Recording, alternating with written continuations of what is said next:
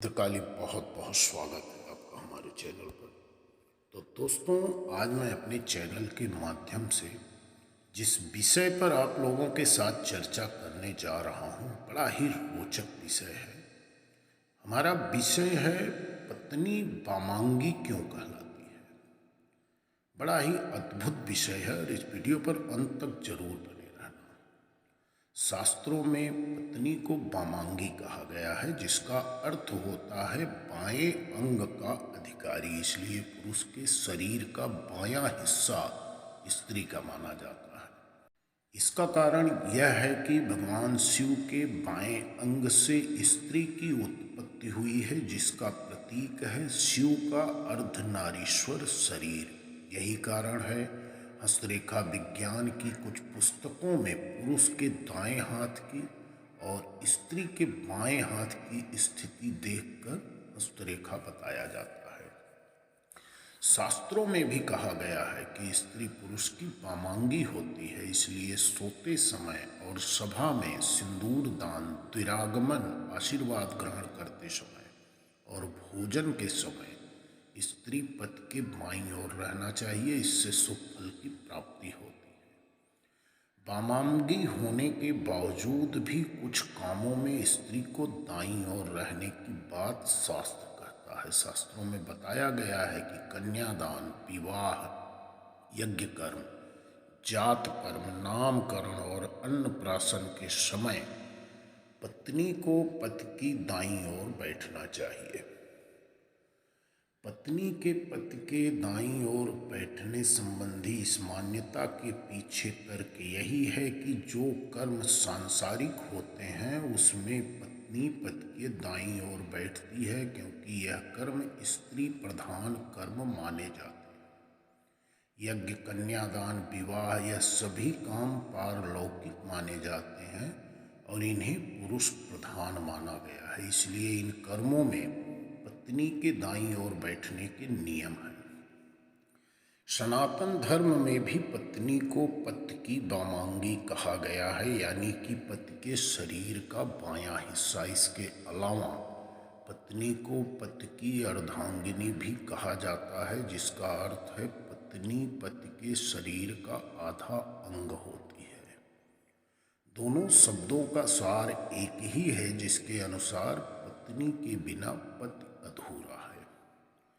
पत्नी ही पति के जीवन का पूरा ख्याल करती है, उसे सुखहाली प्रदान करती है, उसके परिवार का ख्याल रखती है और उसे वह सभी सुख प्रदान करती है जिसके वह योग्य है। पति पत्नी का रिश्ता दुनिया भर में बेहद महत्वपूर्ण बताया गया है। चाहे सोसाइटी कैसी भी हो, लोग कितने ही मॉडर्न क्यों न हो जाएं, लेकिन पति पत्नी के रिश्ते का रूप वही रहता है, प्यार और आपसी समझ से बना हुआ। हिंदू धर्म के प्रसिद्ध ग्रंथ महाभारत में भी पति पत्नी के महत्वपूर्ण रिश्ते के बारे में काफी कुछ कहा गया है। भीष्म पितामह ने कहा था, पत्नी को सदैव प्रसन्न रखना चाहिए अपने पति को,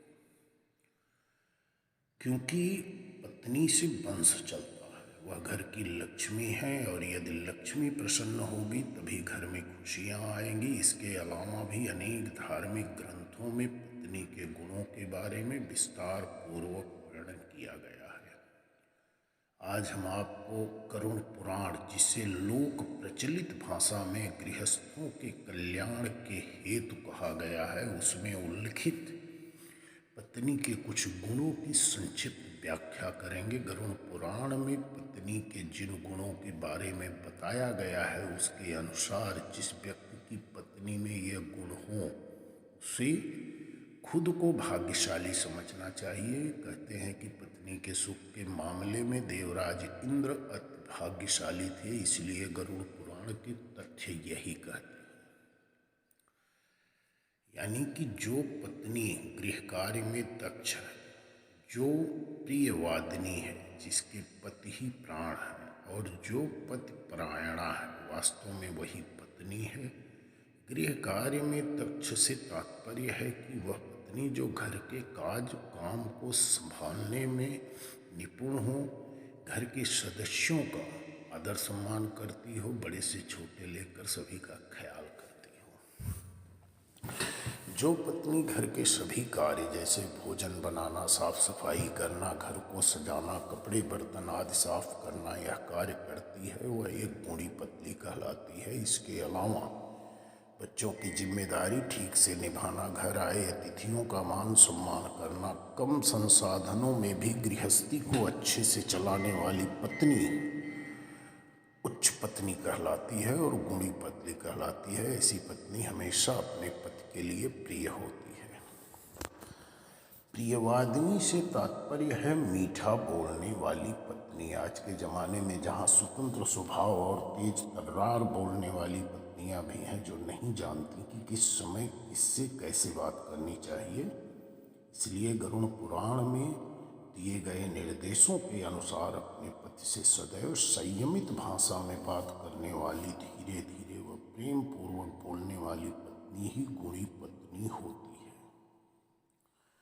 पत्नी द्वारा इस प्रकार से बात करने पर पति भी उसकी बात को ध्यान से सुनता है, उसकी इच्छाओं को पूरा करने की कोशिश करता है। परंतु केवल पति ही नहीं, घर के अन्य सदस्य भी, परिवार के सभी लोग उसका इज्जत करते हैं, सम्मान करते हैं। ऐसी स्त्री जिस घर में हो वहाँ कलह और दुर्भाग्य कभी नहीं आता है।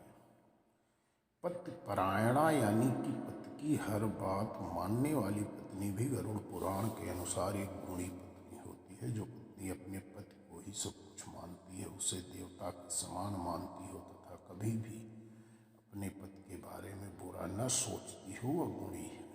विवाह के बाद एक स्त्री न केवल एक पुरुष की पत्नी बनकर नए घर में प्रवेश करती है, वरन वह उस नए घर की बहू भी कहलाती है।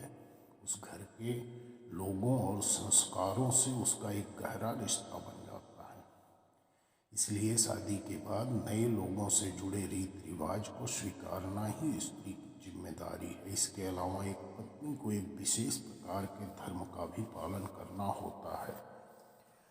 विवाह के पश्चात उसका सबसे पहला धर्म होता है कि वह अपने पति व परिवार के हित में सोचे और ऐसा कोई काम न करे जिससे परिवार का अहित हो। गरुड़ पुराण के अनुसार जो पत्नी प्रतिदिन स्नान कर पति के लिए सजती संवरती है, कम बोलती है तथा सभी मंगल चिन्हों से युक्त है, जो निरंतर अपने धर्म का पालन करती है तथा अपने पति का हित सोचती है, उसे ही सच्चे अर्थों में पत्नी मानना चाहिए। जिसकी पत्नी में यह सभी गुण हों उसे स्वयं को देवराज इंद्र मानना चाहिए। तो दोस्तों, इसी के साथ वीडियो समाप्त कर रहा हूँ। एक लाइक, एक कमेंट जरूर करना और चैनल पर पहली बार आया हो तो सब्सक्राइब कर लेना। धन्यवाद। जय मां।